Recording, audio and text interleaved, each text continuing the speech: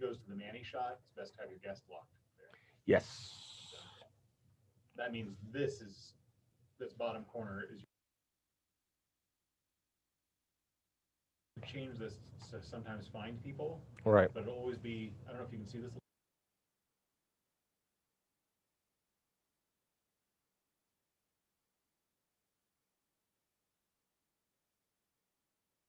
Shut up and sit down.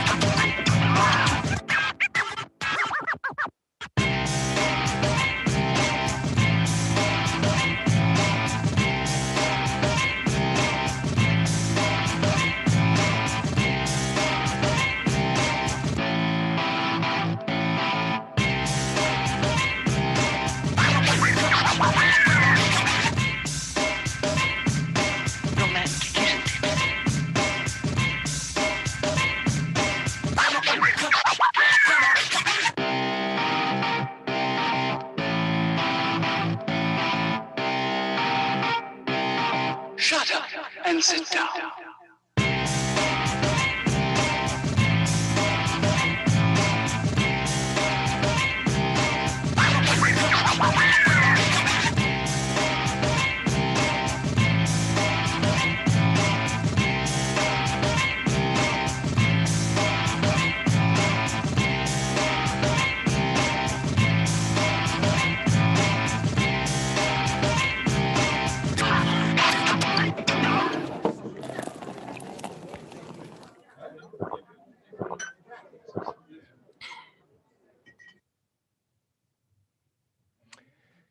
Good evening, and welcome. I'm John Caldera, president of the Independence Institute. It's been about a month since we sat down and did this.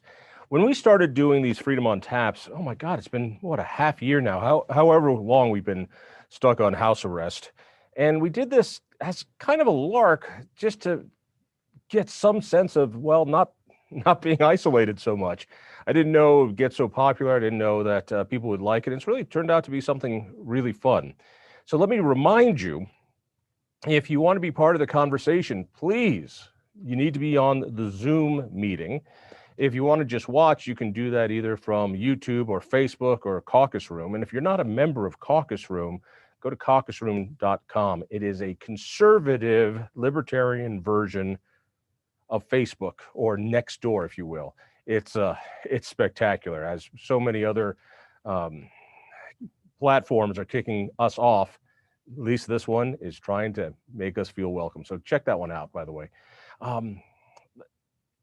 Tonight, I wanted to spend some time talking about the new orders that have been crippling lots of small businesses, particularly restaurants and gyms, and those brave people who decided to try to defy those. Let me also remind you, today is, and I'm going to mention it a couple times, pardon me, but that's my job. It's Colorado Gives Day, and we came up with a wonderful little, something fun.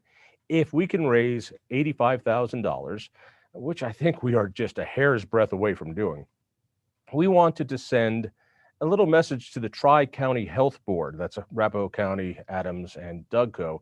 This unelected board was the one that in the spring locked all the businesses down, and now they're locking them down again. Now, these people are not elected. We cannot recall them. We cannot vote them out of office, but they have somehow the authority to destroy our lives and our livelihoods. So we thought we might want to remind them about where power really comes from. That's we the people. So if we can do this, everybody on that board is going to get a Constitution, a Declaration of Independence, a Liberty Bell that they can keep on their desk to remind them, and of course, a Gadsden flag that says "Don't tread on me," just to let them know we're watching. So please, if you would, go to the Colorado Gives Day website, or even better, just go to thinkfreedom.org. That's thinkfreedom.org. That's the website for the Independence Institute, and you can link to our donation page there. The reason why it's good on Colorado Gives Day is that there's this matching fund that a foundation has, and the more money we get on Colorado Gives Day, the larger that matches. But also, all the liberal organizations get a little less, and that makes it all worthwhile. Oh, one other bit of housekeeping. Last time we did this, I could not move my face. I had Bell's palsy, so I'm doing a lot of this.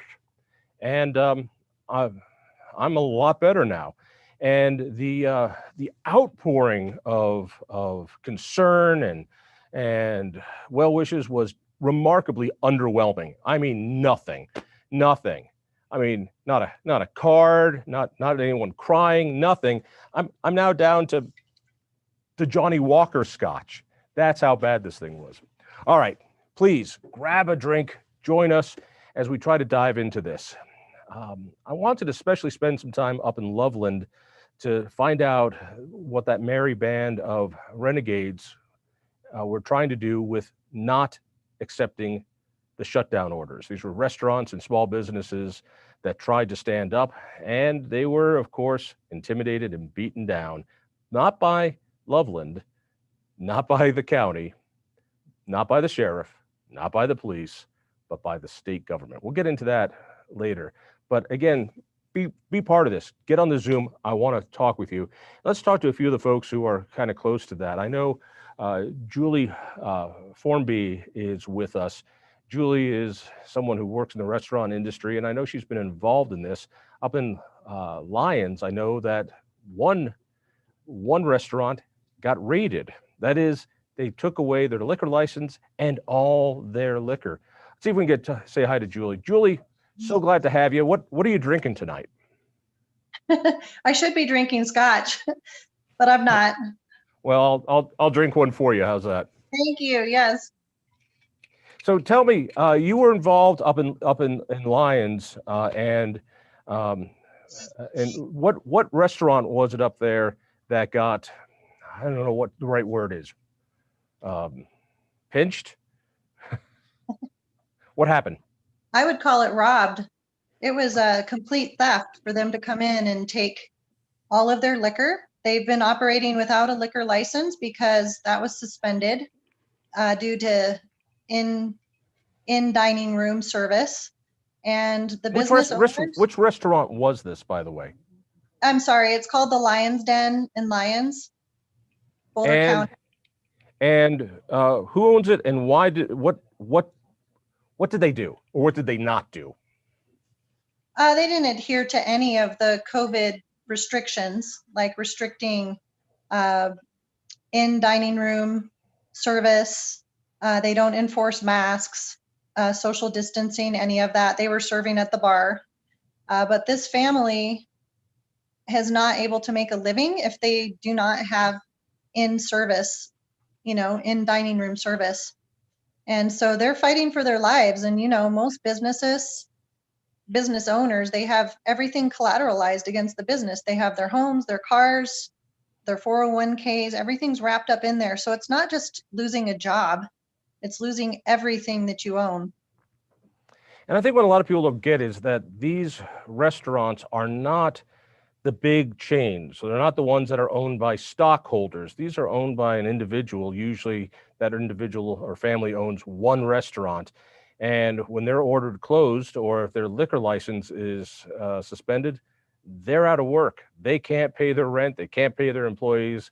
The mortgage goes bad, not only on their business, but it's usually backed up by a mortgage on their home. It's really awful. How are they doing up in Lyons now?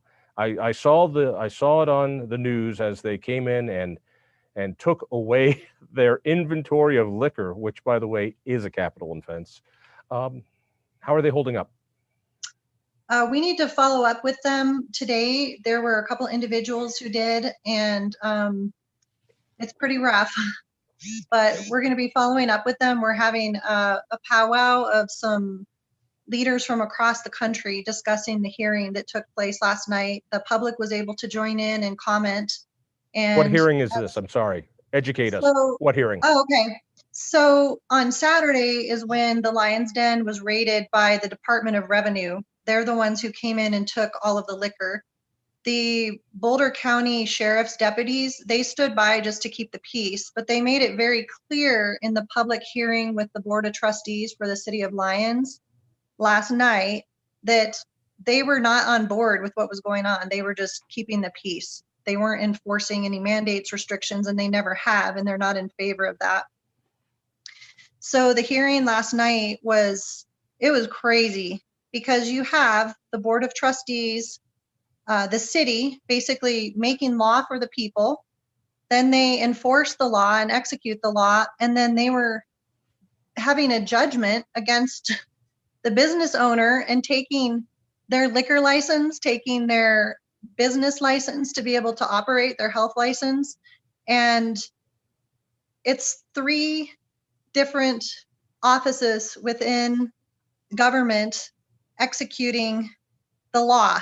It's like having a king. There's no separation of powers. It really is amazing, and it's amazing to see. And there's so many different levels of this governmental control. You can get hit by the county, you can get hit by the Department of Health, you can be hit by the Colorado liquor enforcement, you can be hit by the county liquor enforcement, you can be hit by the police, and there's all sorts of things. Hey, thanks for being with us, and thanks for that update. I know that there's been a lot of folks up north who have been trying to fight this.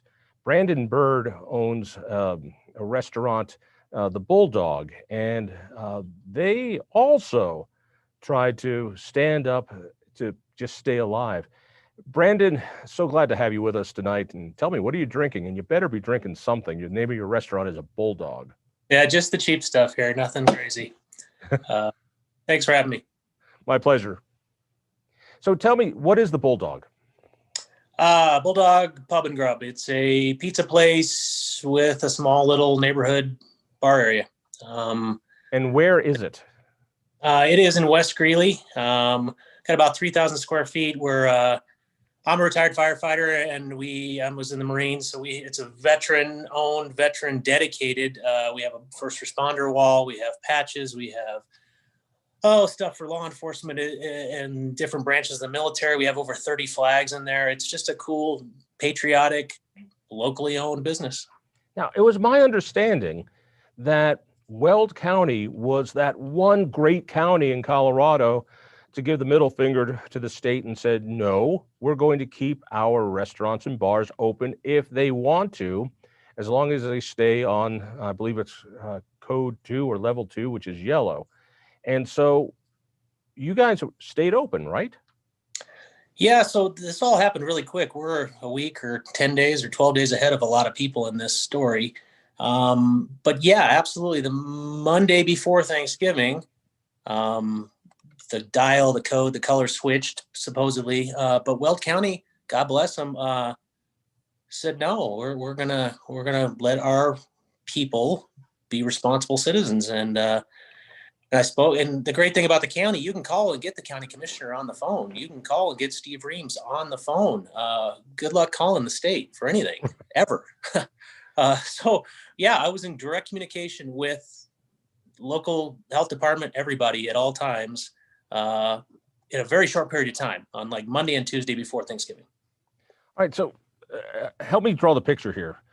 So you own this great restaurant and it's a neighborhood standard. The state said you shouldn't have anybody inside. Somehow they jumped from level yellow to level red. And they just blew by the step in between. And they said you couldn't open, but your local enforcement said you could. You said Steve Reams, you could talk to your commissioners. Did any of them tell you no indoor dining? So, bear with me. I got to be careful because I do have an attorney, Randy Corcoran. If anybody's heard of him, he's represented the Bandemere folks. He's Lowen Berbert, the new government official and the place in Castle Rock. So a fairly well-known attorney. But I'll just tell you the story. How's that? Yes, please. We're open for dine-in on Monday. It's a slow day in the restaurant business. It's before Thanksgiving. I get a voicemail on Monday night that says, this is so-and-so agent with the Criminal Investigative Division of the Liquor Enforcement Department. I don't get that message that night. Tuesday, now we're a couple days before Thanksgiving. I return that phone call and I have a discussion with this guy's got a badge for the state. And I say, that's not my understanding. He said, well, you're in violation. I say, what liquor code? Did I serve a minor? Did I overserve somebody? No, you're in violation of the public health order. I say, where is that in my liquor license? He says, well, Google it. There's whoa, time out here. Let me see if I understand this. And what has been warping my brain on all of this is that the big sledgehammer on businesses like yours is we're going to take your liquor license. We're going to take your liquor license because you haven't complied with the health code. Now, I know about the Bulldog. I know that you serve a lot of tequila shots to 12-year-olds. You're famous for that. And for that, it seems like a good reason to pull your liquor license if you're doing that. But COVID is under the health department. If there were rats running around the floor, if you never washed your hands, if there was asbestos coming from the top of the building, if people were coughing on one another, those are health violations that the health codes are there to protect. So what violation did you have to have your liquor license threatened? So, yeah, you're right. None of it makes any sense. We just shake our heads and go, huh? And ironically, don't quote me on this, but 10 days earlier, we just had a perfect health inspection. Perfect. And we never have perfect, nobody's perfect, but not a single violation, not a single fix this. It was awesome. I just patted everybody on the back and said, great job. But that is the county. That's the local level of the health department. So no, we have no problems with the health department. We have no problems with any criminal, any local, anything, but the state in their affidavit. And again, I'll go back a little bit to the story. They didn't come in my restaurant. I said, who'd you talk to? Well, we did a drive-by. We looked in the window. And I said, you're talking about serious violations and you didn't even come in the restaurant. Yeah, again, I'll throw a few at you that'll just boggle your mind. All right, so let me see if I got this. This isn't coming from the state. A badged authority calls you from the state liquor enforcement, which is a department of the Department of Revenue, go figure. And They said, we did a drive-by and we saw that you were open. Is that so? Yeah. Wait a minute. They drove all the way from Denver up to West Greeley in order to drive by the Bulldog, your restaurant, and then drive all the way back to give you a phone call. Something doesn't smell right about that. It seems like if they did the hour-and-a-half drive, they might just say hello to you and take a peek in. Yeah, and this is at 7:00 at night. This is on a Monday night before Thanksgiving. So yeah, we did a drive-by. We looked in. There was and I'll quote us from the summary suspension. There was 15 people dining in. Fast forward to Tuesday, and I get another phone call. Catch that Wednesday afternoon. I talked to the fella again. He said, yeah, we did another drive-by, didn't come in, and there was 20 people dining in. You're in violation of a public health order. And did you say to them, great, talk to the health department and have my health license pulled? Well, that's what I said. I have talked to everybody here, and I believe that we're complying. Help me out. And the last thing I had on Wednesday afternoon, the day before Thanksgiving, was I'll have a supervisor call you and explain your options. Well, that phone call never took place. We move into 9 or 10 o'clock, 9 o'clock on Wednesday night, day before Thanksgiving. We're getting ready to close up at closing time. And that's when the state shows up. Just before when? The Thanksgiving Eve, Wednesday. Thanksgiving Eve. So finally a person comes into your restaurant. Finally. And we're only a couple days into this supposed change in the color dial of no dine-in. And I talked to them each day, 2 phone calls. discussing this at length, working on a solution, working on the miscommunication, working on why the county says one thing, why you say another, who's supposed to enforce this. And yeah, they don't come first thing in the morning at lunch and say, this is so scary and urgent, we need to clear this place out. They come at closing time. And what did they say at closing time? Very little. There was a poster presented and an affidavit handed to me, and don't serve alcohol. So what did the poster and the say, and what did the affidavit say? Well, the poster is a standard. This place has been shut down for liquor code violations, beer and liquor code. And does that mean it closed you down for doing any business or just selling booze?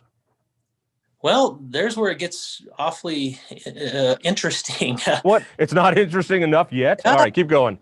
So they're basing this suspension on violation of a mandate written off of a mandate giving them enforcement powers for a mandate. It just goes on and on. So no, I don't believe we were violating any liquor code violation. However, they've suspended my license based on a public health order. So to continue to serve in a dine-in capacity violates that public health order again. And it's a cat chasing its tail kind of situation. Let me ask you this, Brandon. Let's get right down to it. Why didn't you just close indoor dining like you were supposed to? Why weren't you just a good boy trying to save lives around Colorado instead of being the super spreader that you are of COVID? Why didn't you just comply? Well, frankly, I honestly thought the county stepped up. We talked about this. The county stepped up and said, do what you think. And everything I've ever dealt with, you deal with the lowest common denominator, the public level, the local level rather. And I made a promise to my staff that I was going to exhaust every avenue before I closed down again. When we closed down back in March, we're not a delivery model. We can't make 500 pizzas a day if we wanted to. We're a little restaurant. We're a tiny little speck. We have, 12 to 15 people working for us, but those people have families. And this is a story you all have out there. You all got this where you look at that one person and go, well, if I had to cut hours, who would I cut? Right. Well, Billy's just a high school kid, so I guess I could cut him back a little bit. But man, Sarah's got a couple of kids. Crap. But we shut down, and it took blood and sweat and tears to get back to even a little bit of profitable. And here we come around again, and this yellow to red to purple thing all changed overnight. Again, you hit the nail on the head. Is it fair to say that without indoor dining, particularly in the winter, there's no way for you to stay open, no way for you to, to stay alive as a business? Yeah, absolutely. I mean, Bulldog Pub and Grub, you wouldn't know we were here even if you lived in Greeley unless you were coming to a certain part of town. We pull from within a mile. We pull 90 customers a day within a mile.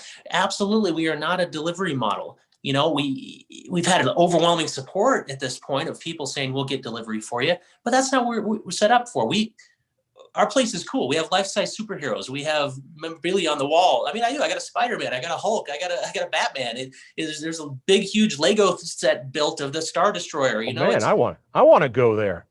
It is the place I wanted to be. It's a man cave, but good for everybody kind of thing. But yeah, no, we can't survive. That's the point. So to say just follow the rules and be okay, that's the same as just shut your business and lay off all your employees, because that's what it is. 15% of it just doesn't work, and it doesn't work for most restaurants. That's the point behind all this. To make somebody have a choice of close your restaurant permanently or break a rule that is vague and unclear and there's no science behind it anyway, it's unfair to put us in that position. It's blatantly I wish you the best. Please, whatever we can do to get a few folks to hoist a beer at Bulldog Pub and Grub, happy to do so. I'm sorry you are being a victim of this, and it's just so frustrating because my guess is you put a lot of labor and love and money that you might never get back because of this. What you're doing is heroic. Stay with it. Here's the Pub and Grub. Congratulations. Thanks, John. Take care. So when I was trying to figure all this out, I went to a guy who made his bones doing restaurants and consulting for them, and has the finest steak shop in the north. That's the Loveland Chop House. Mike McCarty is, in all honesty, one of our trustees here at Independence Institute, and I knew him, and he's been doing restaurants for a long time. Hey, Mike, thanks for joining us. I hope you're drinking something. Oh, you got to unmute first before I can hear your Stella. There you go. If you can't wait, but I'm hanging in there. All right. So, if you have problems with your Zoom, please get one of your grandkids to help you. Yeah, I understand. I do that. All right. So you came on the TV show with me, and I learned a lot about the restaurant business. And let me see if I got two of these things right. It seems like there are two things that you as a restaurant owner have to accomplish. One, on Friday and Saturday nights, you really need to pack them in. Otherwise, you can't make your bills. In other words, you need to be as close to capacity on the weekends to make up for the rest of the week. Do I have that basically right? Yeah. Yes, that's basically right. Yeah. And the other thing, which surprised me. What didn't surprise me is that you need to sell booze, and that restaurants that don't sell booze really don't have much of a chance unless they're set up in a model that is a no liquor place. But a place like the Chop House or a lot of restaurants, that margin is so thin in restaurants. Liquor and weekends are crucial. Do I have that part right? Yes, absolutely. All right. So how long have you had the Chop House, by the way? 18 years. It's a real labor of love for you. It's a cool place. It's a really cool place. Yeah, thank you. So during the first shutdown, how did you survive? Really, John, the PPP money. We were able to keep a pretty steady flow of money going to our employees. And we didn't know at the time because, I don't know, they changed the rules on that some 17 times in 8 weeks. So it was very hard to keep up with. We just decided we were going to pay the employees and let it go at that and see what happened in the future. And I still don't think we have all the rules on what we were supposed to have done to get this forgiven. But we're working on that also as we speak. And then summer came along and you were able to do some outdoor dining. Was that enough to keep you from losing money, being able to serve people outside? Yes. And what was it, 50% capacity inside? 50% capacity inside. And we managed another 9 tables outside. And in a restaurant, we have, 28 tables in there. So that's an actually increase of 33% in the tables. So that worked very well for us. Yes. And you weren't taking any PPP money at that point. You were making money like a regular restaurateur, right? Yes, we weren't where we were in prior years, but we were making enough money that it was profitable. Yes. All right. Now help me with this part, because this is when it got really interesting. There is level yellow, which is stage 2 or level 2, and there's 3, and then there's 4. And overnight, the Larimer County Board of Health, who's not elected, can't be voted out of office, can't be recalled, decided to jump from level 2, yellow, all the way to level 4, red, which took away all your in-house dining. Why did they do that? Well, honestly, we don't know. We've been on their website, analyzed those numbers over and over and over, and can't find anything to support the fact that indoor dining in Loveland is causing any sort of COVID issue really whatsoever. But they did. We were notified on Friday at 4:59 that we were to be closed the next Tuesday. All right, so 4:50. So what was so exciting was when you and I talked, and you told me there was something like 78 of you. These are small businesses in Loveland that decided one for all for one. You're all going to be defiant together and stay open, and be damned, you were going to do your job. And it was so encouraging. And tell me if I've got this part right. The sheriff said he wasn't going to enforce it. Your city council was actually supportive of you. Was that correct? City council has been good. Yes. Really? The Chamber of Commerce, I hear, has been supportive of your civil disobedience. Yes, they've been tremendous. So is the Fraternal Order of Police in Loveland. They've been tremendous. So really? So have all the representatives, 4 state representatives, 2 state Democrats that I believe, or 2 state senators. I believe that's 3 Republicans and 3 Democrats. Yeah. All were supportive of us. Okay. And this is the part that just blew my mind. The health board, the Department of Health up at Larimer County, they seemed to be willing to work with you to keep those restaurants, all 78 of you, open and working. It seemed like a complete victory. Is that what they did? Were they willing to start working? John, I'll tell you, Larimer County Health Department actually has been very good wanting to work with us. They seem to get the concept that people having jobs and making rent and buying groceries is actually important. Just between the 2 restaurants I'm involved with, we've got 80 families who rely on us for their paychecks. And Tuesday, when we opened in defiance, it was, honestly, it was pretty nerve-wracking all night, because is the health department going to come, or the police going to come, or the liquor board? We didn't know who was going to show up, but nobody did, which was interesting to me. And then no one showed up Wednesday. We're closed on Thursday for Thanksgiving anyway. And then the next Friday, Saturday, and Sunday, we opened every night, and no one showed up. Now, I really can't speak for the health department, obviously, but they appeared, and they were already sending out signals that they were going to talk. They wanted to work out something to make this work, and they've worked hard on it, and they've done a pretty good job. We didn't get an answer yesterday like we were hoping, because things got pulled down there at the state, as I understand, at the health department, because of the first COVID test coming out, or COVID inoculations in the state. All right. But right now, out of all 78 of these businesses and restaurants, how many of them are open right now? I don't know if anyone made it. We started getting stories that floated over real quick, like the Bulldog story was all over in no time. And then there were some other licenses, I understand, in Greeley that were pulled. And I don't want to speak also for Morgan.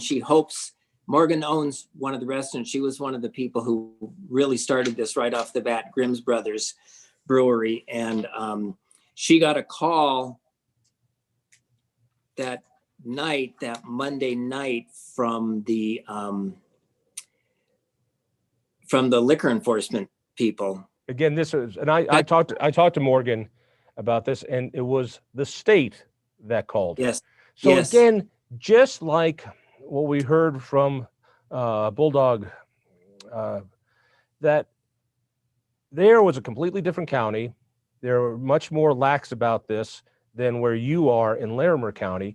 But still, even in Larimer County, the health department there, the sheriffs, the cops, your city council, your chamber, bipartisan Republicans and Democrats in the state legislature were all behind you.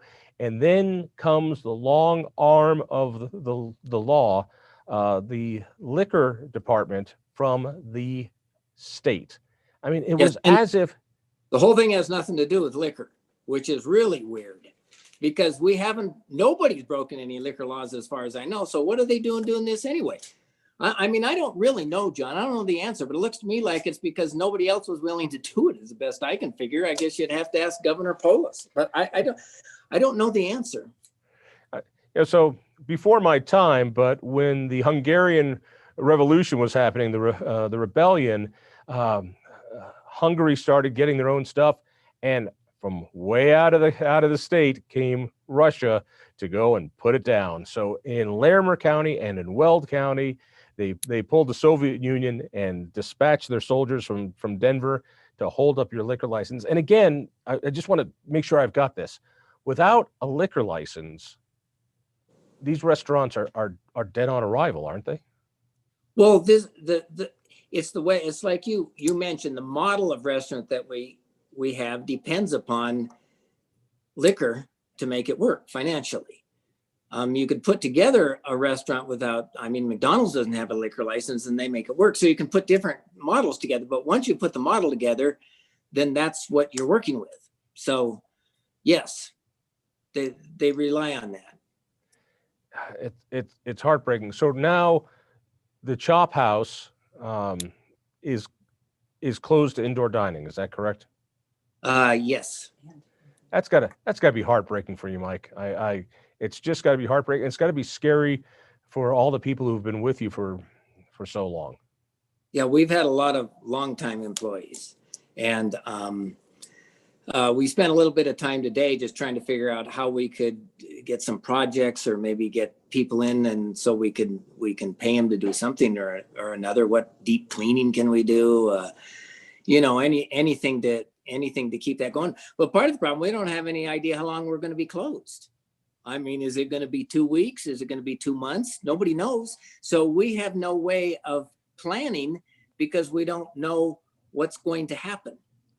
And at this point, there is no PPP money. I know the state put out a little bit of money that's supposed to be a lifeline, but that ain't much. So your customer went from being guys like me who would come and have a beer there to the government that if you're not trying to lobby for money, you're out of business. It's got to be maddening. And I was so thrilled when it looked like there was an organized effort, and it was so disheartening when the state came up and understood the threat that you were. So I thank you for doing it, and I'm sorry you have to go through all this. Well, thanks, John. It was actually great to do, and when they pull something like bringing in the liquor people, if they suspend your license for 6 months, then you're essentially done. Incredible. Even when everyone else is opening up, you can't. So can you blame? Can you blame any of the nearly 100 other restaurants and small businesses? Do you blame any of them for backing down and not staying open in defiance? No, because people have to make decisions on that, and the decisions involve so many more people. It involves not just the people who own the businesses, but it involves all of their employees, families. It involves, most people have mortgages on their houses to do these sorts of things. So it involves your house. I mean, the ramifications are just huge of what these people can do, and how they get this type of absolute power is a little befuddling. Maybe we can hand that over to some great attorney people. We've got an attorney waiting up next, so we'll talk to Dave Wilson here in just a second.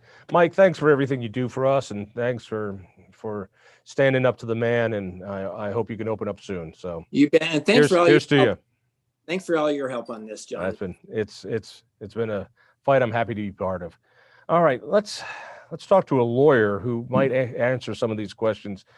Dave Wilson is with Sherman Howard, and you better be drinking something. I know lawyers aren't supposed to drink. It's nothing exciting, but I really appreciate you having me on the show. All right, now you represent several restaurants. Do I have that part? Yeah, I represent 3 restaurants in Steamboat Springs. My office is based in Denver, but I've lived in Steamboat now for almost 18 years. And restaurants up here are a little bit disparately situated as compared to restaurants on the Front Range, in that we really depend on tourist traffic, and we have essentially 2 two seasons with summer and winter with two shoulder seasons, which we refer to as mud season. And so the restaurants were pretty much shut down from the end of the ski season through early June, and then they were allowed to reopen at 50% capacity. And because of an uptick in COVID cases here in Routt County, that was diminished to 25% capacity. And since immediately before Thanksgiving, the restaurants have been shut down for in-person dining. Some are still, operating with takeout. But the problem is that restaurants can't survive, especially in Steamboat, but really I would assume no place else in the state at 25% capacity. And they certainly can't survive without any in-person dining at all. And so here in Steamboat, if the restaurants are not allowed to reopen at 50% capacity before Christmas and to be able to operate during the Christmas week and the New Year's week, most of the restaurants are going to be gone by January. And it's just that simple. Let me ask you a couple questions. Yep. Heard from a couple restaurant owners, and they all seem to be pointing to the same question. And I still have this question, which is the liquor license is the gun to the head of these small businesses. You pull that liquor license, these guys go out of business, as well as the capacity of in-store dining. So how in the world can the state pull a liquor license for a non-liquor offense unless your clients are spending a lot of time serving underage kids? I don't see how this is a liquor infraction. Yeah, what am I not understanding? Our clients haven't been cited with anything. I mean, right now they're in compliance with the orders. They're just extremely frustrated, and they're really trying to find a solution short of having to take the state to court.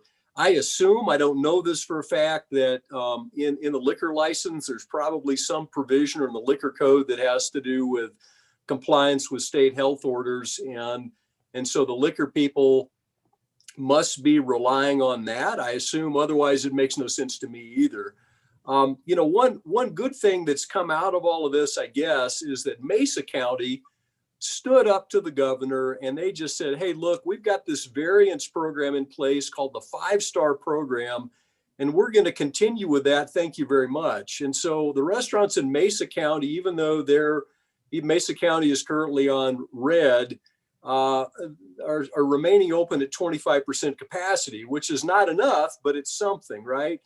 And so what the governor has said is that he loves he's a newfound fan of the 5-star program and wants to implement it statewide. And so if you've not provided comments to the state about the 5-star program, all right, my understanding is they're still taking them.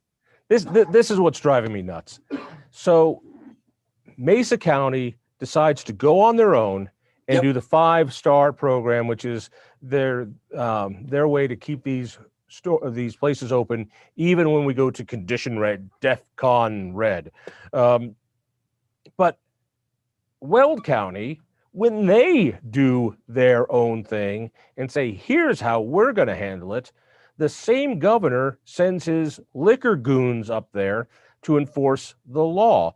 In Larimer County, where their health department says, no, we want to work with you guys and do something like the 5-star program from Mesa, he sends the jackbooted thugs up to Loveland to scare the bejesus out of everybody and threaten to pull their liquor licenses. So tell me, I always thought, you're a lawyer, I always thought that equality under the law was one of these great American principles.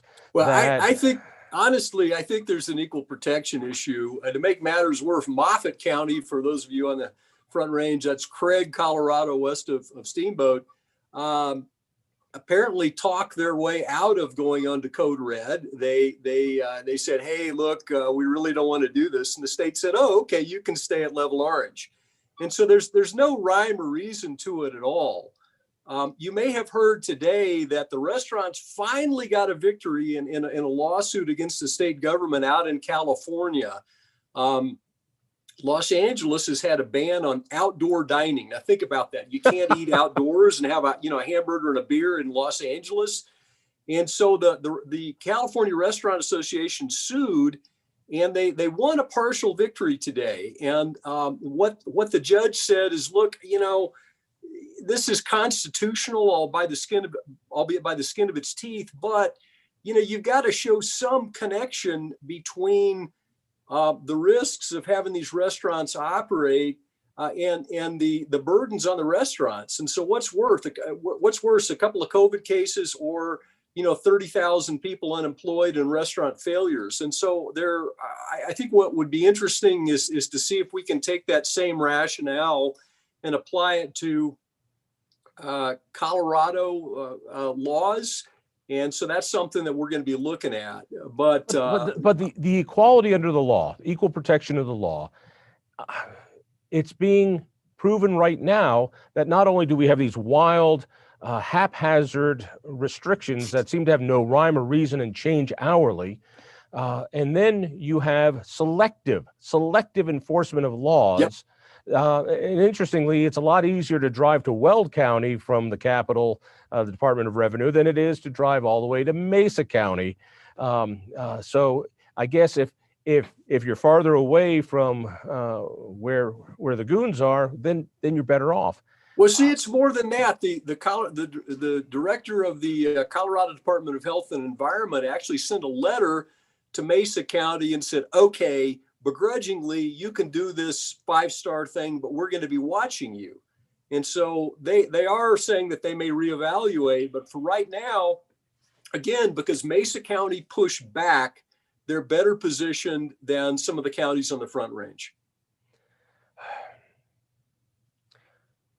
When your clients are looking at going out of business, would you advise them to go rogue and defeat the liquor goons and just stay open? Here's what I tend to be pretty practical in how I approach these things. And so what I think restaurants in Colorado ought to be doing right now is lobbying the heck out of Polis and just saying that this is not going to work. We need this 5-star program or something like this, and we need it now. Originally, and it's making a difference. Originally, they came out and they said, well, we may do this 5-star program, but you're not going to be able to do it until December the 28th. Now they've pushed it up to 10 days to December the 18th. My head is spinning when you're talking about this and changing dates and changing rules. And I know you're a lawyer. Your job is to make this round peg fit into the square hole, and hats off to you. But it's so aggravating to me that in order to have our rights to peaceably assemble, to have our rights to run a business, we got to go and run and ask Mother May I to the folks down in Denver in order to risk our own capital, restaurant owner's own capital, the second mortgage on his house, to risk everything. We've got to go and now lobby and ask for an exception. There is something so viciously ugly about this, and I'm surprised that there isn't more restaurants, more people inflamed by this. I don't even own a restaurant. I'm incensed. And let me ask you this one. I don't see the Restaurant Association of Colorado coming out and swinging, saying, all right, we recommend every restaurant open to the 5-star standard, and otherwise we all go. So yeah, my understanding where are they? is that they're doing some stuff behind the scenes. I'd like to see them be much more aggressive. I mean, look, for our liberal friends out there, more than half of restaurants, including, my clients, are either owned or co-owned by women, right? Women are bearing the brunt of this. In the restaurant industry, 45% of restaurant managers are women, 52% of all workers, 71% of all servers. So what you have is a Democratic administration waging war on working women right before Christmas, right? That's what this is about.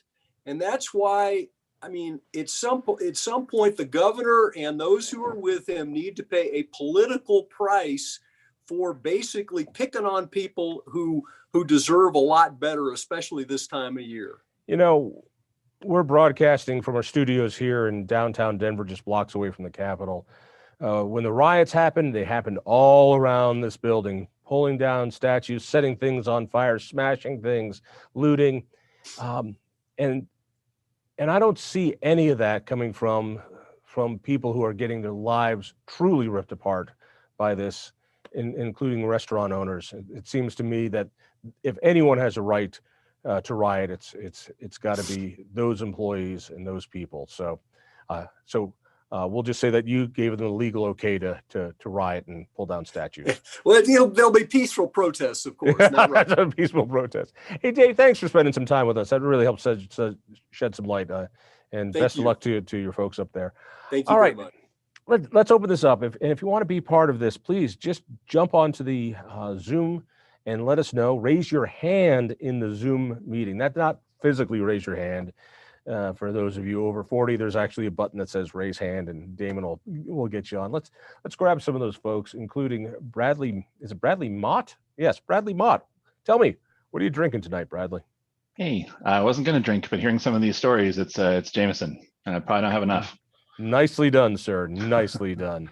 But the question I wanted to ask for you, seeing, understanding these business owners and looking around at, having the capital to invest in a potential business in the future, we're not just killing the economy of Colorado in restaurants and bars today.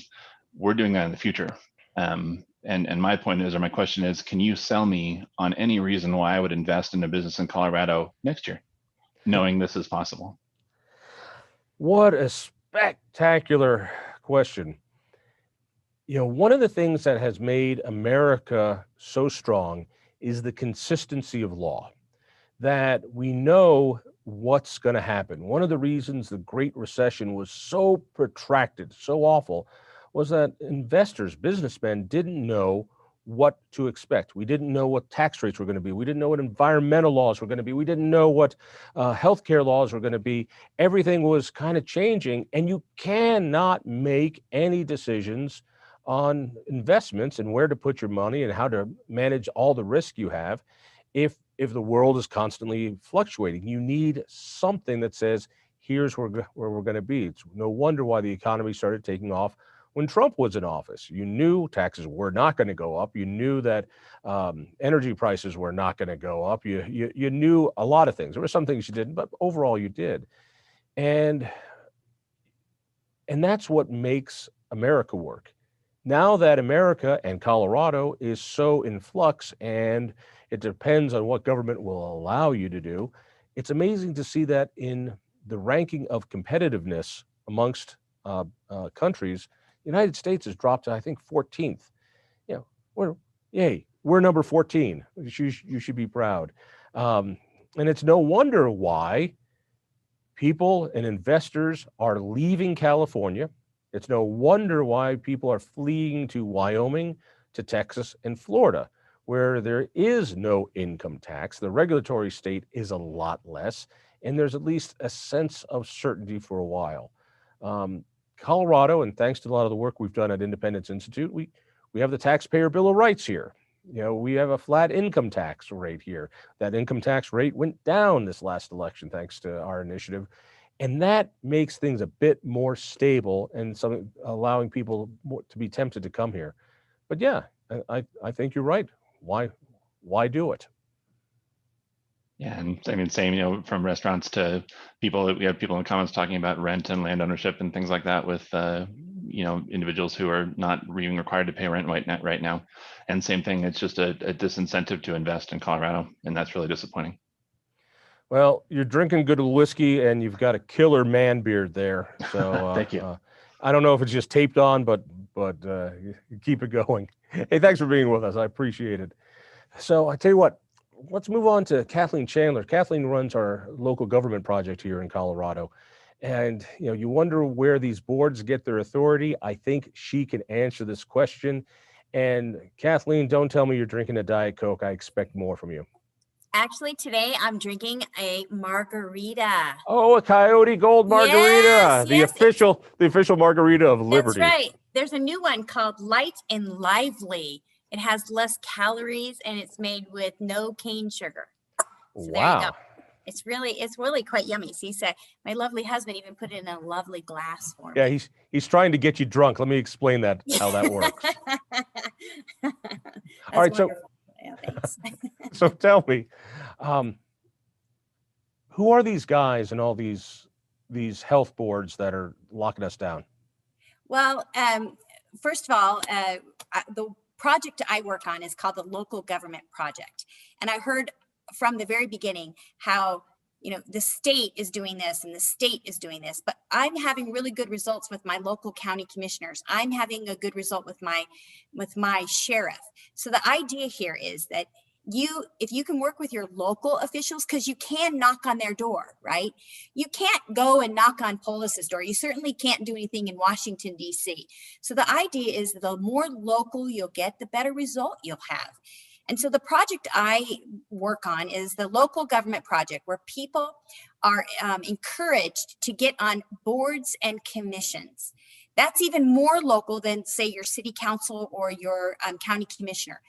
There are literally thousands of boards and commissions around the state of Colorado. We've identified over 4,000 just up and down the Front Range. And that's everything from boards and commissions at your water commission, your library board, your metro districts, your fire districts. All of these boards and commissions actually rule your life. And you don't really think about it because you only concentrate on those that seem to make law. Well, oftentimes these boards and commissions have rulemaking authority.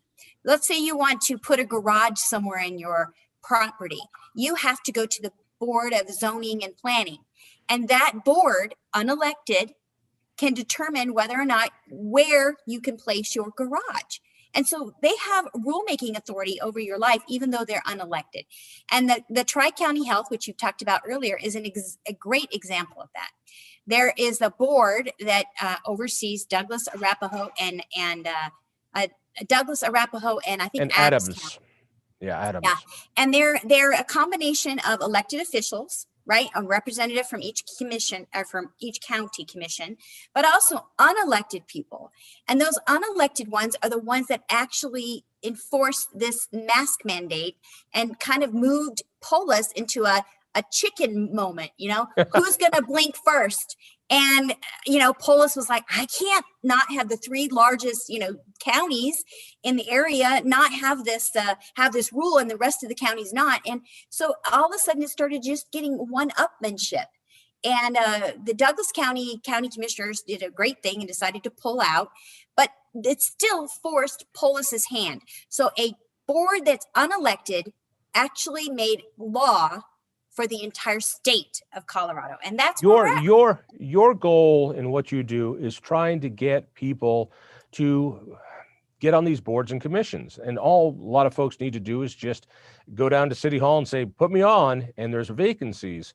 And we see now the incredible power of these unelected appointed boards that have control over the people that appointed them. It is bizarre. It is ugly.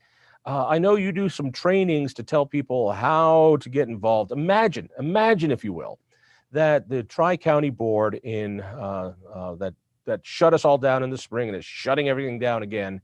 If instead there were half of them were freedom-loving, property rights-loving people who understood the importance of a vibrant economy, we wouldn't be locked down. But we have surrendered all this to the left. You've got a training coming up. You do these several times a year, and you're really getting quite a response. Give us the details on that. Absolutely. So next week on Tuesday, December 15th, it's by Zoom. Everything is by Zoom these days. 6:00 in the evening, a free class. It's an hour and a half. And we'll teach you everything you need to know about getting on a board or a commission.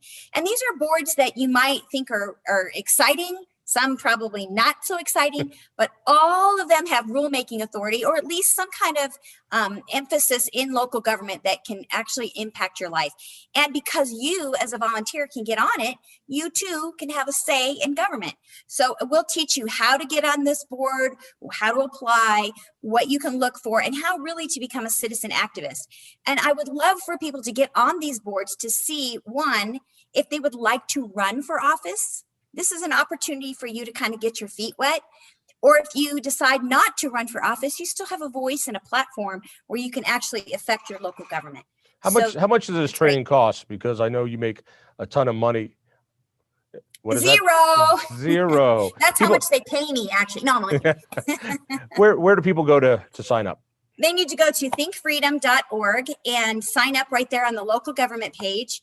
The class is free. But of course, there's always opportunity to donate. In fact, today is Colorado Gives Day. So if you haven't gone to the I2I section on Colorado Gives Day, we would love to have you donate there, not only to keep projects like mine alive, but also all of the other good work that we do at the Institute, from our Fiscal Policy Center, Education Policy Center, all the way to our Second Amendment Policy Center. We are doing good work, and the object here is for us to continue to do good work so that you as citizens can be effective in your communication with local government.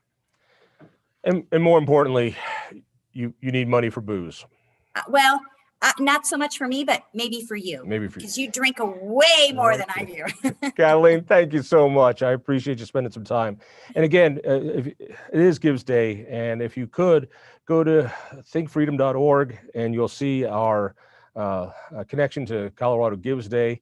The reason it's important is if you give today, there's a bit of a matching fund. And if the matching fund goes a little bit more to us, it means it goes a little bit less to all those ridiculous progressive groups that are enjoying the proceeds of so many gifts. Let's talk, and again, if you want to get on, just raise your hand in Zoom. Don't raise your physical hand, raise that little hand. It's a button down at the bottom of your Zoom screen. If you're watching on Facebook or any of the other places, you need to go to Zoom. And of course, we need to talk to Abby Johnson because she is a fountain of wisdom for us. Abby, tell me that you're drinking something. I'm kind of drinking something. I am so disappointed by just about everyone tonight. Except I have hot water and lemon with a little bit of whiskey. Oh, do you have COVID? Do you really? Yeah, I'm pretty sure. I would not go get tested because I will not contribute to the statistics and the level red, purple, plaid, who knows what. Well, that's because you're 18 years old. You're going to bounce back. It doesn't matter. It was really strange this weekend. I could not taste whiskey. That's COVID. It was very strange. For a while, I still had really strong smells and things I could, and then I got to the point where just nothing. Really? So it's coming back a little bit. So I'm drinking a very little bit, but not very much. So. Let me see if I understood this. Just the timeline. You get COVID. Mm-hmm. And then the governor gets COVID and his partner gets COVID. And so I got to wonder, any correlation there? Any causation there? I think he had it before I had it. Yeah. I caught it at Thanksgiving. From whom? Was it a boy? What? No, it was a boy. From my stepsister. Well, that's not nearly. No, as I think fun. I gave it to a boy. Really? But all right. No, so I'm kind of drinking, but I'm not really drinking, and this is nice because I'm not going anywhere anyway. Like so many of us. All right, bring it to our topic tonight. So my question is, what can we do on a day-to-day basis when they're shutting down restaurants, other than try to eat out as much as possible without driving literally all over the state, which I have done. I was driving to Wyoming for a while to go out to lunch. And I won't go out in Denver, but what can we do? I think a lot of people's livelihoods are on the line, and let me put it this way. Politicians are not leaders. They they react when they're put into a vice. And so they're more like movable pieces on a chessboard. So when they're getting pushed by the media, when they're getting pushed by constituents, or they're getting pushed by the lobbying corps, they move. In COVID, the media is lockstep with the politicians, encouraging them in that direction. We're not encouraging them in this direction. And to let them know you're not voting for them, you're going to hold them accountable, you hold them responsible for the economic devastation that goes on is one part. Also, there are a lot of people who are not complying, and they're not doing it publicly, because if you do it publicly, you're put down. I've heard of so many restaurants that are quietly staying open. I've heard of lots of gyms and other places that I would never go that are staying open. I even heard about a dance studio that has become, well, basically a speakeasy. If you want to go there, you make an appointment, you knock on the door, you say the secret password, you can come in and get your Roomba lessons, but they're not opening it up. And so there is something to be said about the underground economy, and I think we ought to dive into it. So hurry up and get over COVID. How do you find out about those things, though, if they're being secretive? Which makes sense that they are, but there's a little bit of a, I don't know if it's a catch-22 or I don't how if they're secret, you can't find out about them. But if you want to support them, but let me ask you, let me reverse the question. Why is it that progressives feel free in giving the middle finger to the law and trying to take over police stations, destroying property, and our side, because we respect law so much, has a problem when it comes to civil disobedience, when it comes to standing up? You know, I look at the left with a lot of admiration. I look at what the left did so right in the civil rights movement. I know what civil disobedience is all about. Our team, we can't do it. Why? You're the young. You're supposed to be all over this. I mean, I'm going out and I'm not wearing a mask and I'm doing what I can, but it just feels so little. And I know so many people who say, oh, well, it's just not that big of a deal and they just don't want to rock the boat. How do we convince people to rock the boat a little more? You find that one out and we'll all be a lot better off. Free booze for civil disobedience. It worked for Martin Luther King. Abby, you keep the faith, will you? I hope you get better really soon. I'm okay. I'm fine. Of course you are. Yeah, we killed an entire economy for what you're going through right now. Which is insane. Yeah. Yeah, you look terrible. I tell you, it looks like you're near death. All right, let's chat with Ann Kane. Ann, I'm wondering what it is you do. I know you're not a restaurant owner, but more importantly, Ann, what are you drinking tonight? I'm not drinking anything tonight, John. I don't know. What is with you people? I don't know. Bad.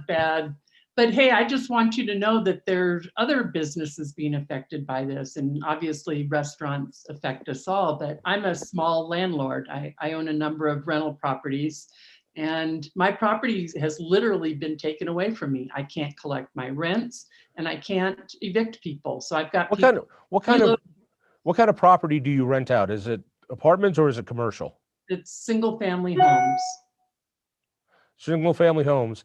And your renters are not paying you? Well, this spring I had a woman who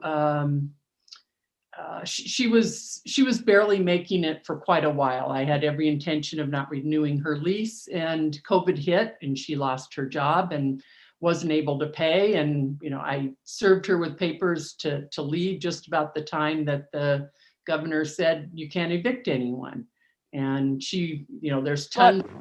But Ann, at the same time, the governor ordered that you couldn't evict this person who's not paying you. He gave you a lot of money to pay for the mortgages you need to pay and the rent you need to pay. So it was a wash for you. He said, you can't kick her out, but Ann, here's a lot of money to help you get through this. Well, if you want to get really mad, there there was a program that I found out about very late, and it's called POP, Property Owners Preservation Program, and it would pay her rent to me. By the time I found out about it, she was about $15,000 in debt to me. Wow. Not including a $1,000 water bill that I would be held responsible for. And I qualified for the program, and she refused to sign one piece of paper that would absolve her of her $15,000 debt and pay me. It was a win-win, and she refused to do it. I don't know why. She's a pretty stupid woman to begin with. Maybe she was just stupid, or maybe she just wanted to mess with me, to put it kindly. But then she moved out in the middle of the night. Obviously, I paid an attorney because she wasn't, one of the conditions of the moratorium was that she had to seek government assistance, which she refused to do. She walked away owing me about 18 grand. It's terrible. And now with all these additional, so renters are the servers. They're the people that work in these restaurants, in these small businesses that are going out of business. And so I see the snowball heading down my way, and I'm going to have more and more of my tenants unable to pay rent. And I don't know why we aren't burning shit down. Why aren't we? I'm ready. I'm ready. You and me both, Ann. Hang in there. And when the revolution starts, we'll give you the first phone call. Keep me in mind. You can light the first Molotov cocktail. I appreciate I'm ready. it. All right, we've been going at this for quite some time. Let's grab one more Zoomer and let you all get drunk in the comfort of your own beds. Painter, is that really your name, Painter? Tell me, what are you drinking tonight, Painter? You need to talk to me first. I know a little note says you're not that tech savvy. Can you hear me now? Now I can hear you. There you go. Yes. Painter's my last name. Okay. Hi. And how many times do people ask you for an Albert Einstein autograph? I can make it look almost like his famous picture if I comb it just right. Spectacular. I'm drinking Japanese tea. I'm sorry, I'm a caregiver, so I don't booze it too much. But let me say, by the way, then from the stand, we've done a lot of these Freedom on Taps. This is by far the most awful drinking one. Now I have to get toasted all by myself. Thank God. I'm a very lonely man and drink myself to sleep every night. All right, keep going. I enjoy watching you drink. That's cool. I've been watching this whole COVID mess and what looks to me like actions taking at the local, regional, state, national levels that apparently to me, maybe because I'm just an engineer and know nothing about legal matters, it seems like there's no basis in law for all these actions taken at these different levels. And if that's the case, why aren't all these brilliant law people up there beating on the courts to get this beaten back to save us? You're wrong. And let me tell you why you're wrong. And it goes back to our friends, the Republicans. So after 9/11, the world was scared about anthrax attacks, and we were going to see all sorts of terrible things, every attack imaginable. And so Republican legislatures and the Republican United States Senate, Congress, and President all started passing these wonderful emergency power laws. And laws stick around even though politicians come and go. And so on the federal level, they gave us the Patriot Act. So every single electronic communication, every one, is collected in bulk and goes through the NSA, where they run algorithms and they spy on us. And even though the head of the NSA in official testimony in front of Congress said, we don't do any bulk surveillance, Eric Snowden proved that he was lying. Here in Colorado, we had a very responsible governor, Bill Owens, a great guy, and we had a Republican House, Republican Senate, and they passed these laws to protect us in case of emergency. They never thought we would be run by a bunch of progressives 20 years later. And so these laws that have given local health boards this unchecked, unaccountable authority, the law that has given the governor this unchecked emergency power that he can declare at will, we can blame Republicans for that.